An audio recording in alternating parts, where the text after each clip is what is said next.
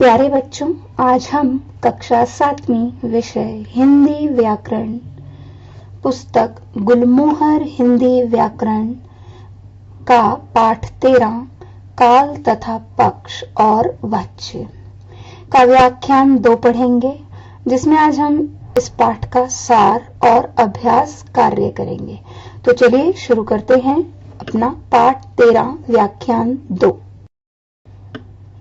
सबसे पहले सहायक क्रिया। क्रिया पदबंध में से यदि मुख्य क्रिया को अलग कर दिया जाए तो जो भी अंश शेष बचता है वह सहायक क्रिया का अंश होता है। वह सहायक क्रिया का अंश होता है।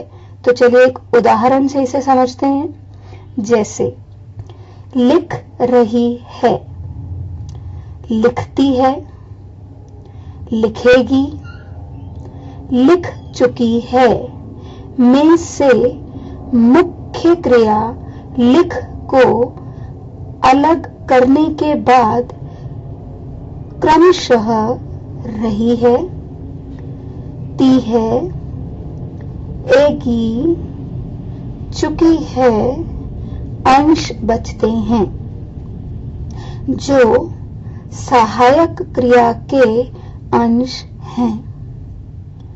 सहायक क्रिया की रचना काल, पक्ष, वाच्य आदि के प्रत्यय लगाकर होती है।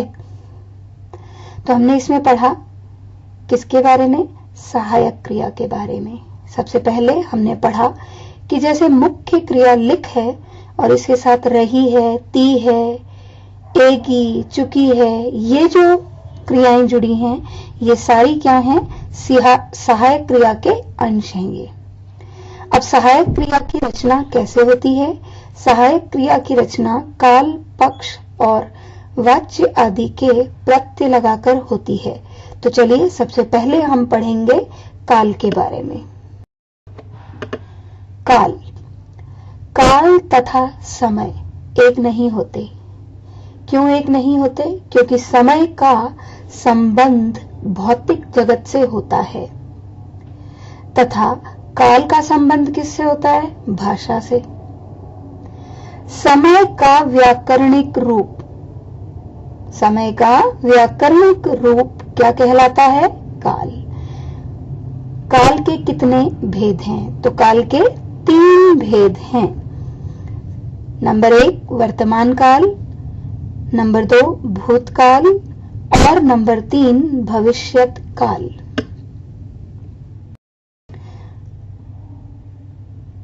सबसे पहले वर्तमान काल।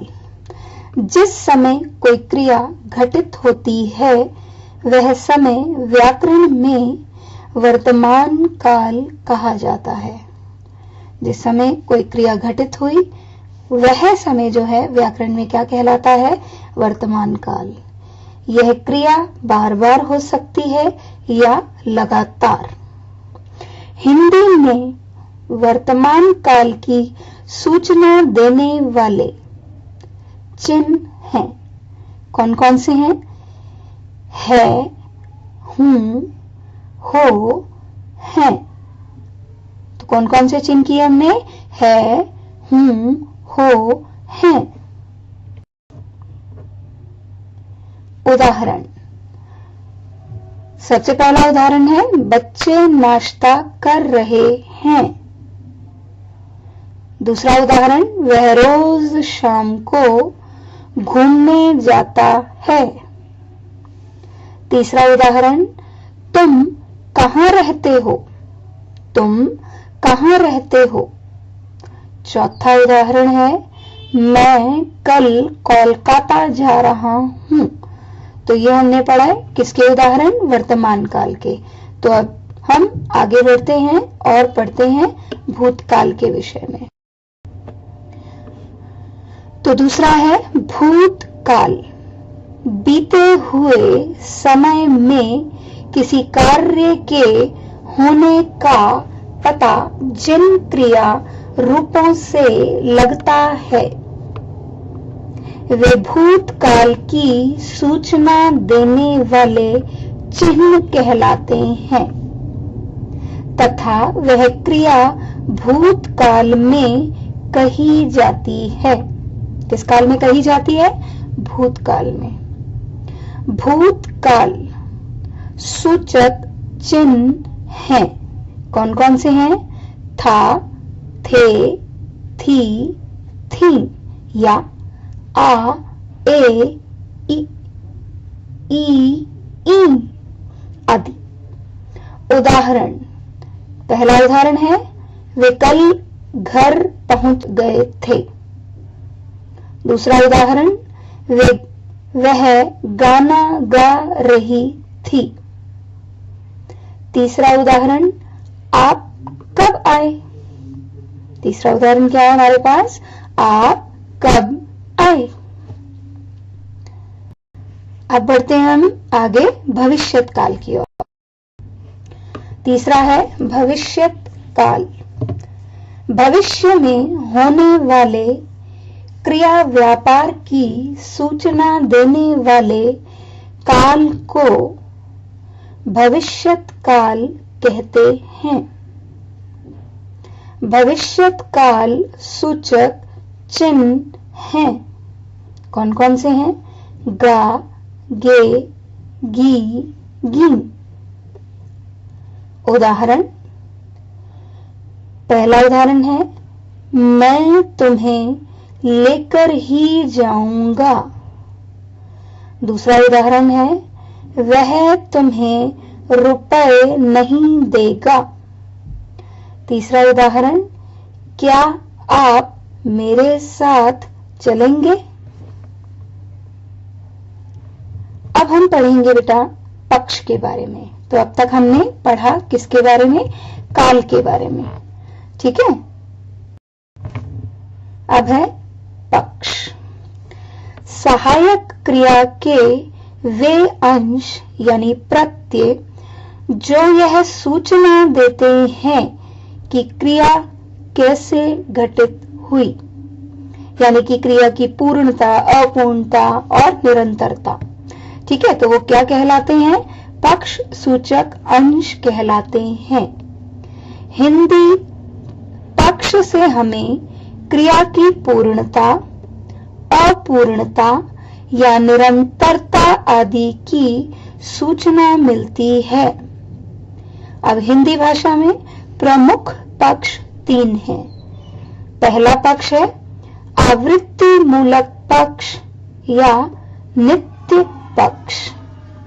सहायक क्रिया का वह अंश जो क्रिया के बार बार होने या नित्य होने की सूचना देता है, आवृत्ति मूलक पक्ष का अंश कहलाता है।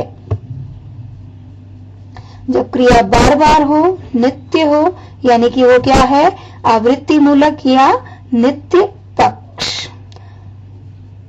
तो चलिए आगे बढ़ते हैं। उदाहरण, पहला उदाहरण है वह गीत गाता है। दूसरा उदाहरण, माता जी भोजन बनाती हैं। तीसरा उदाहरण है हमारे पास हम फिल्म देखते हैं। चौथा उदाहरण है सूरज पश्चिम में डूबता है। तो ये कर्म जो हैं नित्य होते हैं या बार बार होते हैं, इसलिए ये क्या है? आवृत्ति मूलक या नित्य पक्ष के उदाहरण। तो चलिए आगे बढ़ते हैं। आवृत्ति मूलक या नित्य पक्ष वर्तमान काल तथा भूतकाल दोनों में हो सकता है। जैसे एक उदाहरण से इसे समझते हैं। मैं पढ़ाता था। मैं पढ़ाता था इस वाक्य का अर्थ यह है कि भूतकाल का वाक्य होने के कारण पढ़ाने की क्रिया अब समाप्त हो चुकी है। पढ़ाता था, यानी पढ़ाने की क्रिया क्या हो चुकी है, समाप्त हो चुकी है। अब नहीं पढ़ाता, लेकिन इसमें जो त प्रत्यय लगा है वो ये बता रहा है कि जब तक पढ़ाया, बार बार पढ़ाया या नित्य पढ़ाया। ठीक है, तो भूतकाल में भी हो सकती है, मैं पढ़ाता हूं, मैं पढ़ाता था। मैं पढ़ाता हूं यानी कि अभी भी पढ़ाता हूं, लगातार पढ़ा रहा हूं, रोज पढ़ा रहा हूं। और मैं पढ़ाता था, तो जो है वो ये बताता है कि पढ़ाता था और जब तक पढ़ाया तब तक नित्य और बार बार पढ़ाया। तो अब बढ़ते हैं हम अपने अगले पक्ष की ओर। हमारा अगला पक्ष है सातत्य बोधक पक्ष। सातत्य शब्द सतत शब्द से बना है, जिसका अर्थ है कार्य का लगातार होना। क्या अर्थ है, कार्य का लगातार होना। जैसे बच्चे नहा रहे हैं, वाक्य में रह से यह अर्थ निकल रहा है कि नहाने की क्रिया लगातार चल रही है।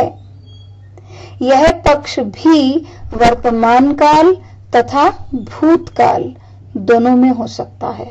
तो यानी कि जो हमने पहला आवृत्ति मूलक पक्ष पढ़ा वो भी, उसमें वर्तमान काल भूतकाल दोनों हैं। दूसरा सातत्य बोधक, इसमें भी वर्तमान काल और भूतकाल दोनों हैं।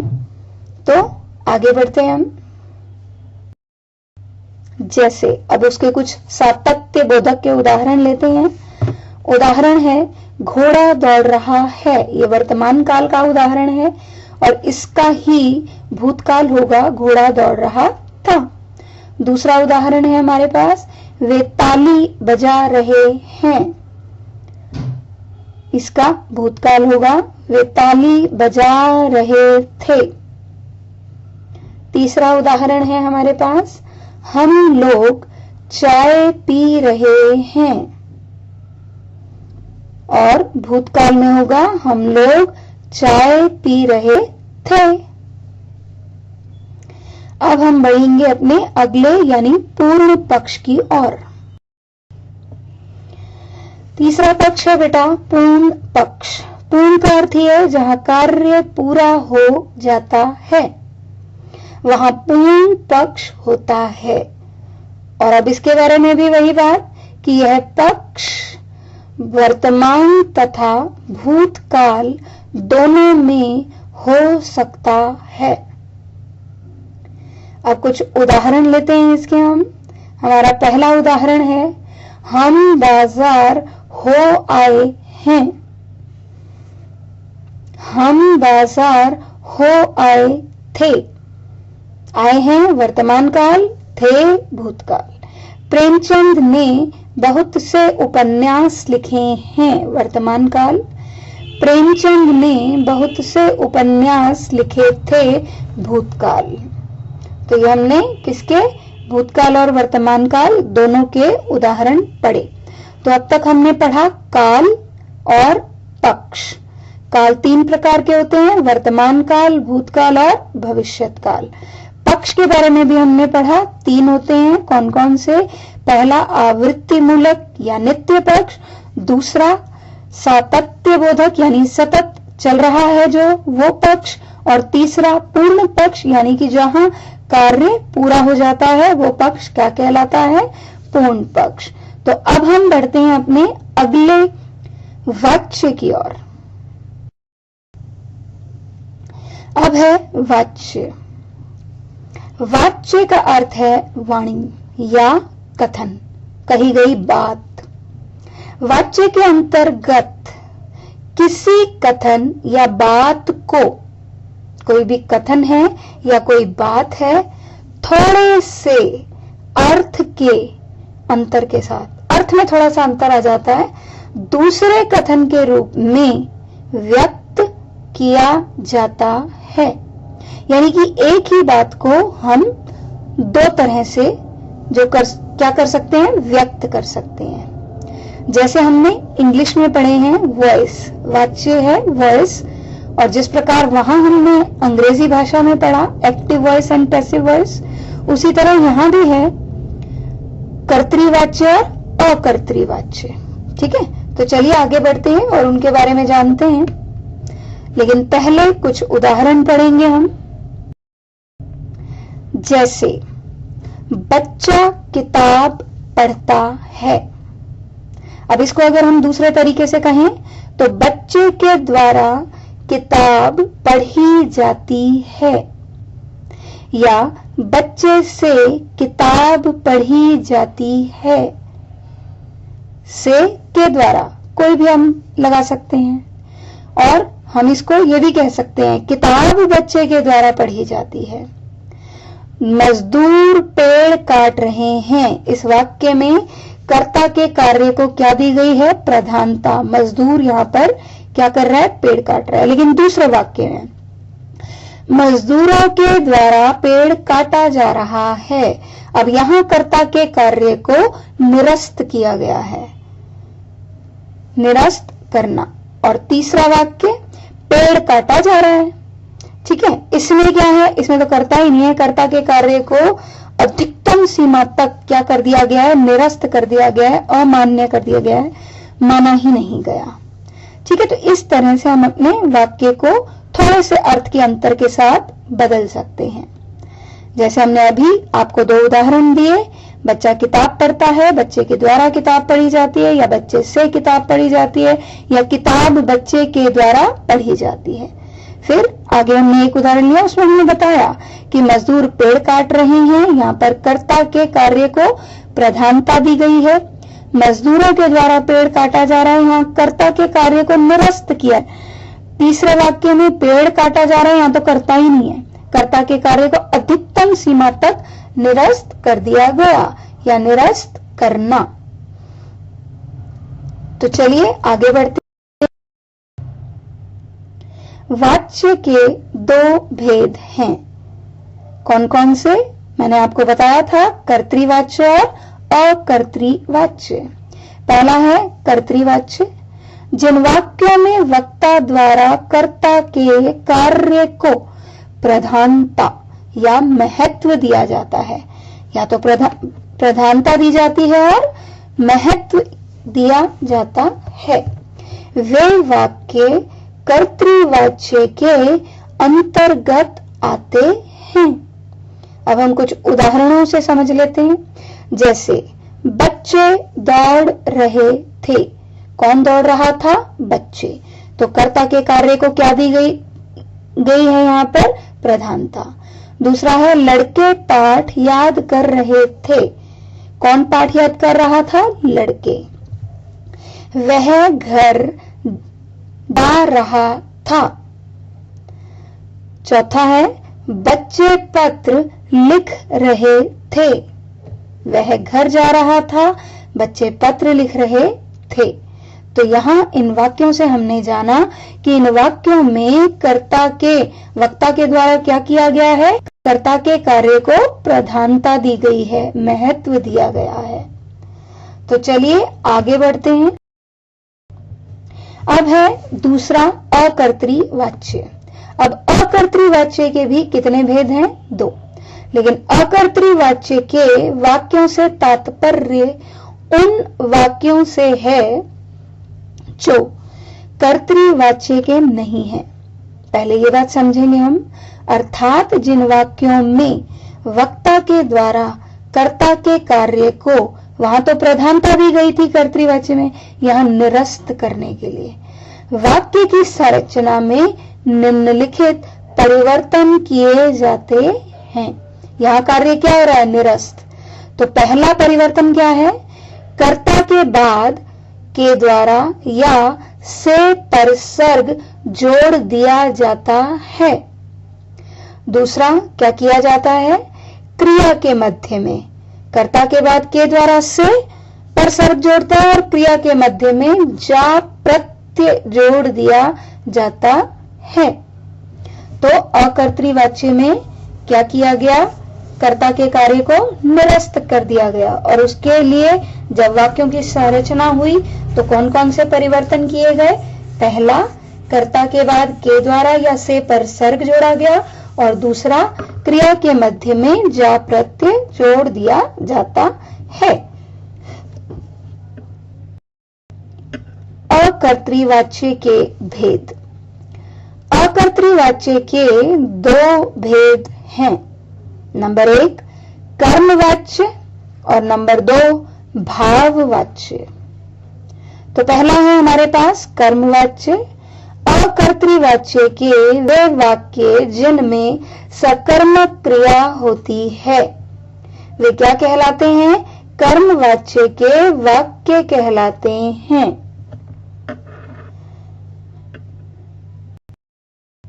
जैसे नेताजी द्वारा भाषण दिया गया। दूसरा है पिताजी से नाश्ता नहीं किया गया। क्या दिया गया भाषण? कर्म है यहां पर, और पिताजी द्वारा क्या नहीं किया गया? नाश्ता, तो यहां पर भी कर्म है। अब दूसरा है भाववाच्य। अकर्तृवाच्य के वाक्य जिनमें अकर्मक क्रिया, वहां तो सकर्मक क्रिया थी, यहां क्या है? अकर्मक क्रिया आती है। भाववाच्य के वाक्य कहलाते हैं। जैसे पहला वाक्य हमारे पास है, मेरी बहन से चला नहीं गया। क्या वाक्य है? मेरी बहन से चला नहीं गया। दूसरा वाक्य, किसी भी खिलाड़ी से नहीं दौड़ा गया। तीसरा वाक्य, मुझसे तो बिल्कुल नहीं हंसा जाता। तो ये हमने पढ़े भाववाच्य के उदाहरण जिसमें कौन सी क्रिया आती है? अकर्मक क्रिया। अब हम वाच्य परिवर्तन के कुछ नियम जानेंगे। तो वाच्य परिवर्तन के नियम। अब नियम नंबर 1 क्या है? कर्तृवाच्य को अकर्तृवाच्य में बदलते समय कर्ता के बाद के द्वारा या से पर सर्ग लगाएं। तो जब अकर्तृवाच्य में बदलेंगे तो क्या करेंगे? कर्ता के बाद के द्वारा या से पर सर्ग लगाएंगे। जैसे यहां उदाहरण लेते हैं हम, बच्चे पतंग उड़ा रहे हैं। तो अकर्तृवाच्य क्या बनेगा? बच्चों के द्वारा पतंग उड़ाई जा रही है या बच्चों से पतंग उड़ाई जा रही है। अगला नियम पढ़ते हैं। नियम नंबर 2, कभी कभी कर्ता तथा कर्म का परस्पर स्थान परिवर्तन भी किया जा सकता है। क्या कहने का मतलब है यहां? कि कर्ता कर्म के स्थान पर चला जाता है और कर्म कर्ता के स्थान पर। क्या होता है? कर्ता जो है कर्म के स्थान पर, कर्म कर्ता के स्थान पर। जैसे माताजी के द्वारा खाना बनाया जा रहा है। क्या है वाक्य हमारे पास? माताजी के द्वारा खाना बनाया जा रहा है। और यदि हम कहें खाना माताजी के द्वारा बनाया जा रहा है, तो हमने यहां क्या किया? कर्म को कर्ता के स्थान पर ले आए और कर्ता कहां चला गया? कर्म के स्थान पर। ठीक है, तो दूसरे नियम में हमने क्या पढ़ा? कि कर्ता और कर्म का परस्पर स्थान परिवर्तन, आपस में स्थान भी बदल देते हैं। यानी कर्म कर्ता के स्थान पर आ जाता है और कर्ता कर्म के स्थान पर चला जाता है। अब है नियम नंबर 3। नियम नंबर 3, क्रिया की धातु या मुख्य क्रिया में भूतकाल के प्रत्यय आ, ई, ए लग जाते हैं तथा क्रियापद के बीच में जा प्रत्यय जोड़ दिया जाता है। जैसे हमारे पास उदाहरण है, आज मां खीर बना रही हैं। तो ये हम आज मां के द्वारा खीर बनाई जा रही है। तो चलिए आगे बढ़ते हैं और इसका का अभ्यास कार्य करते हैं। यानी कि अब तक हमने क्या पढ़ा है? सबसे पहले हमने पढ़ा काल, फिर हमने पढ़ा पक्ष, और अब हमने पढ़ा वाच्य। वाच्य हमने पढ़े 2 प्रकार के होते हैं, कर्तृवाच्य और अकर्तृवाच्य। अकर्तृवाच्य के भी आगे 2 भेद होते हैं, कर्मवाच्य और भाववाच्य। फिर हमने ये 3 नियम पढ़े जिससे जो है बदलाव आता है, कर्तृवाच्य को कर्मवाच्य में, भाववाच्य में बदला जा सकता है। तो चलिए अब हम करते हैं इन सब का अभ्यास कार्य। तो अभ्यास कार्य, सबसे पहले हम अभ्यास कार्य करेंगे काल और पक्ष का। तो हमारा पहला प्रश्न है, सही कथन पर सही तथा गलत कथन पर गलत का चिन्ह लगाओ। पहला, भूतकाल के चिन्ह आ, ए, ई या था, थे, थी हैं। ये वाक्य बिल्कुल सही है। भूतकाल के चिन्ह था, थे, थी और आ, ए, ई ही होते हैं। अगला है हमारे पास, क्रिया कैसे घटित हुई, उसकी सूचना किससे मिलती है? पक्ष से मिलती है। बिल्कुल सही है कि क्रिया कैसे घटित हुई ये कौन बताता है? पक्ष। आवृत्ति मूलक पक्ष तथा नित्य पक्ष दोनों एक ही हैं। यह वाक्य भी बिल्कुल सही है। आवृत्ति मूलक पक्ष और नित्य पक्ष दोनों एक ही हैं। भूतकाल तथा पूर्ण पक्ष एक ही है। गलत। भूतकाल और पूर्ण पक्ष एक नहीं है, क्योंकि पूर्ण पक्ष में वर्तमान काल भी होता है और भूतकाल दोनों होते हैं। सभी पक्ष सभी कालों में हो सकते हैं। बिल्कुल सही कि हर पक्ष वर्तमान काल में भी होता है, भूतकाल में भी होता है। तो सभी पक्ष जो हैं सभी कालों में हो सकते हैं और भविष्य काल में भी हो सकता है। अब है हमारे पास प्रश्न संख्या 2। निम्नलिखित वाक्यों के काल तथा पक्ष का नाम लिखिए। पहला है, बच्चे रोज फिल्म देखने जाते थे। अब जाते थे से पता चला भूतकाल, लेकिन तो प्रत्यय जुड़ा है तो इससे पता चला आवृत्ति मूलक पक्ष। माताजी पूजा कर रही हैं, यह है सातत्य बोधक, तो वर्तमान काल सातत्य बोधक। हम लोग अपना काम पूरा कर चुके हैं। हम लोग अपना काम पूरा कर चुके हैं। अब यहाँ काम समाप्त हो गया है तो वर्तमान काल है और पूर्ण पक्ष है। चौथा है, तुलसीदास ने रामचरितमानस लिखा था। यह है भूतकाल और पूर्ण पक्ष, लिखा था। तो चलिए आगे बढ़ते हैं। अगला वाक्य है बेटा, वह लड़का झूठ बोल रहा था। अब रहा था भूतकाल है और सातत्य बोधक यानी कि क्रिया चल रही है। मैं रोज प्रातः घूमने जाता हूं वर्तमान काल और आवृत्ति मूलक पक्ष यानी कि नित्य पक्ष, रोज घूमने जाता हूं ना। तीसरा प्रश्न है, निम्नलिखित पक्षों के 3 उदाहरण दीजिए। सबसे पहला है सातत्य बोधक पक्ष, घोड़ा दौड़ रहा है, लड़कियां नृत्य कर रही हैं, वे ताली बजा रहे हैं। सातत्य में सतत शब्द है और जिसका अर्थ है क्रिया का लगातार होना। घोड़ा दौड़ रहा है यानी लगातार दौड़ रहा है। लड़कियां नाच रही हैं, नाचने की क्रिया चल रही है, हो रही है। वे ताली बजा रहे हैं यानी कि ताली बजाई जा रही है ना, वो कार्य अभी तक हो रहा है। तो चलिए आगे बढ़ते हैं। अगला पक्ष है नित्य पक्ष यानी कि आवृत्ति मूलक पक्ष। वह गीत गाता है, माताजी भोजन बनाती हैं। और तीसरा हमने क्या लिया इसके लिए उदाहरण, हम फिल्म देखते हैं। 3 देने हैं ना। अब है बेटा पूर्ण पक्ष यानी क्रिया का पूरा होना। हम बाजार हो आए हैं। पहला क्या है? हम बाजार हो आए हैं।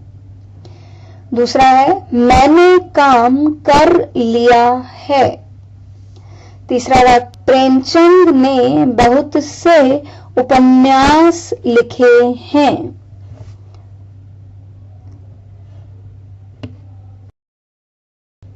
अब हम करेंगे वाच्य का अभ्यास कार्य, जिसमें पहला प्रश्न है कोष्ठक से उपयुक्त शब्द का चयन कर वाक्यों के रिक्त स्थानों की पूर्ति करो।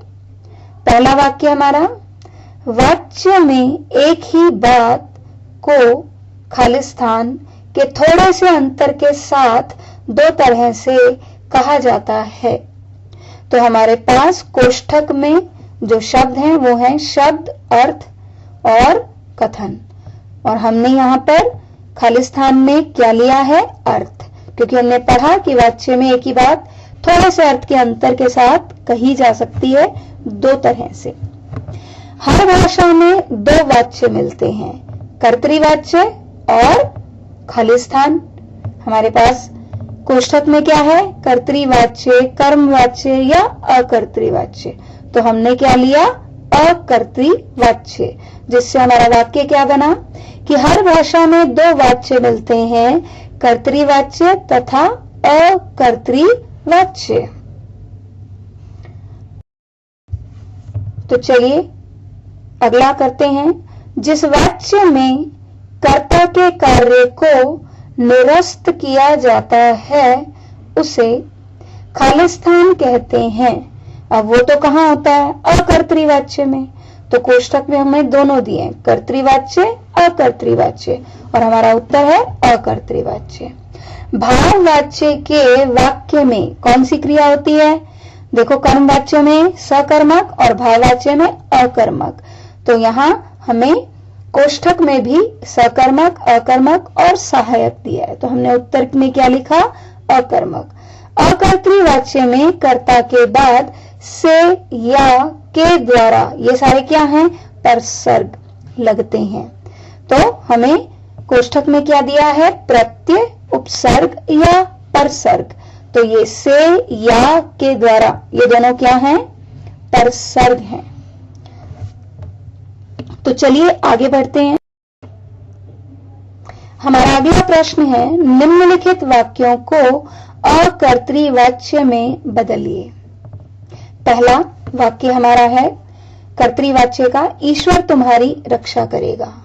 हमने इसे अकर्तृवाच्य में बदलना है, तो हमने लिखा ईश्वर के द्वारा तुम्हारी रक्षा की जाएगी।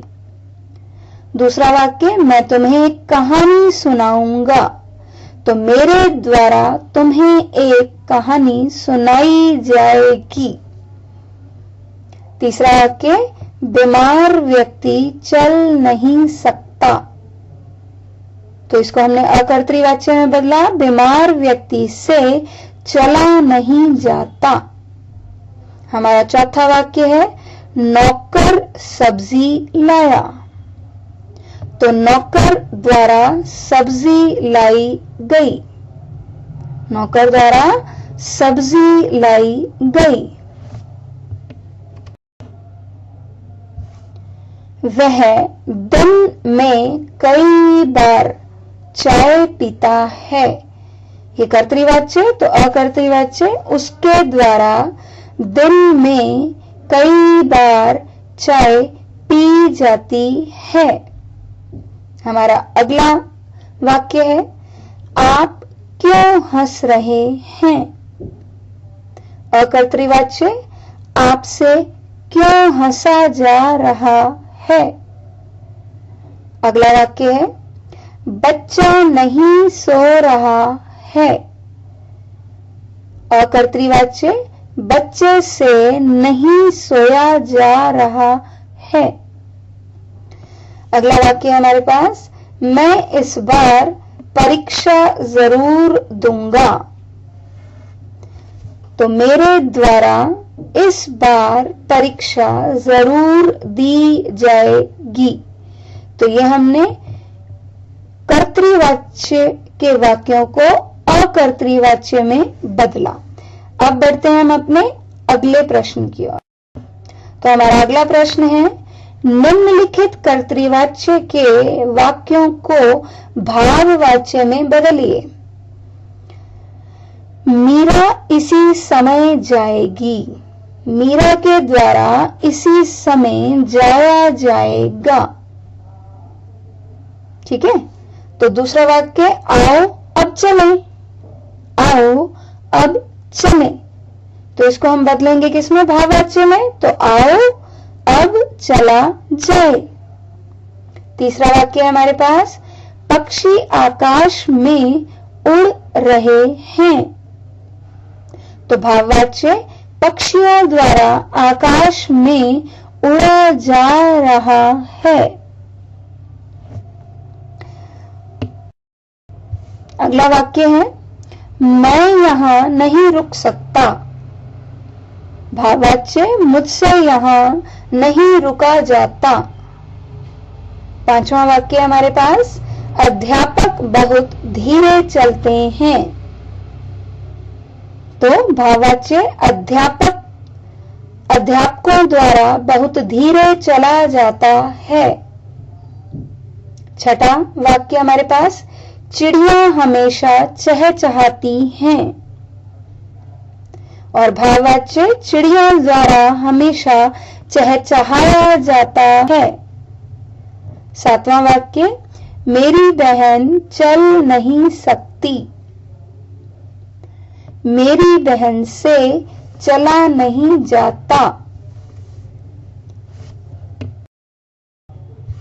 चौथा प्रश्न है, निम्नलिखित अकर्तृवाच्य के वाक्यों को कर्तृवाच्य में बदलिए। तुलसीदास द्वारा रामचरितमानस लिखा गया, तो हमारा कर्तृवाच्य होगा, तुलसीदास ने रामचरितमानस लिखी। दूसरा वाक्य, मुझसे खाना नहीं खाया गया, मैंने खाना नहीं खाया। तीसरा, नानाजी द्वारा कहानी सुनाई गई, तो ये कर्तृवाच्य में बदलते हुए हम करेंगे, नानाजी ने कहानी सुनाई। अगला वाक्य, अब हमसे अत्याचार नहीं सहा जा सकता, अब हम अत्याचार नहीं सह सकते। चौथा वाक्य हमारा है हमारे पास, बच्चे से दौड़ा नहीं गया, बच्चा नहीं दौड़ा। अगला है, हमारे द्वारा प्रार्थना की गई, इसे हमने बदला, हमने प्रार्थना की। अगला वाक्य, भारत द्वारा कई गोल्ड मेडल जीते गए, भारत ने कई गोल्ड मेडल जीते। अगला वाक्य हमारे पास है, आओ घूमने, आज घूमने चला जाए, तो हमने इसको बदला, आओ आज घूमने चलें। अब है प्रश्न संख्या 5, बताइए निम्नलिखित वाक्य किस वाच्य के हैं। तो हमारा पहला वाक्य है, वह चल नहीं सकती, वह चल नहीं सकती कर्तृवाच्य का वाक्य है ये। दूसरा है, मैं सर्दियों में गर्म पानी से नहाता हूं, ये भी कर्तृवाच्य का वाक्य है। तीसरा है, रात भर कैसे जागा जाए, यह है अकर्तृवाच्य। चौथा, मुझसे, से के द्वारा लगा यहां, तो ये भी अकर्तृवाच्य का वाक्य है। अगला वाक्य है, पुलिस द्वारा डाकू को मार दिया गया, तो द्वारा लगा है अकर्तृवाच्य। मुझसे फिर आ गया यहां पर द्वारा से, तो यह दूध नहीं पिया जा रहा, यह भी क्या है, अकर्तृवाच्य। सातवां वाक्य हमारे पास है, वह तुम्हारे साथ नहीं आ सकती। अब ये कर्तृवाच्य का वाक्य है क्योंकि सिंपल सेंटेंस है ये। आइए अब यहां से चला जाए, तो फिर से आ गया, से के द्वारा यानी अकर्तृवाच्य। तो अब आपका गृह कार्य है पाठ 13.1 और 13.2 का अभ्यास कार्य पुस्तक में करो। तो यानी कि पाठ 13 क्रिया, हमने व्याख्यान 1 में क्रिया पढ़ी थी और अब इस व्याख्यान में इसका हमने 13.1 काल तथा पक्ष और 13.2 हमने पढ़ा वाच्य। ये हमने पूरा कर लिया है यहाँ पर। और आपका गृह कार्य है कि जो भी अभ्यास कार्य आपको इस वीडियो में इस पाठ से संबंधित कराया गया उसे आपको कहाँ करना है? गुलमोहर हिंदी व्याकरण की पुस्तक में। तो धन्यवाद, मिलते हैं अगले व्याख्यान में।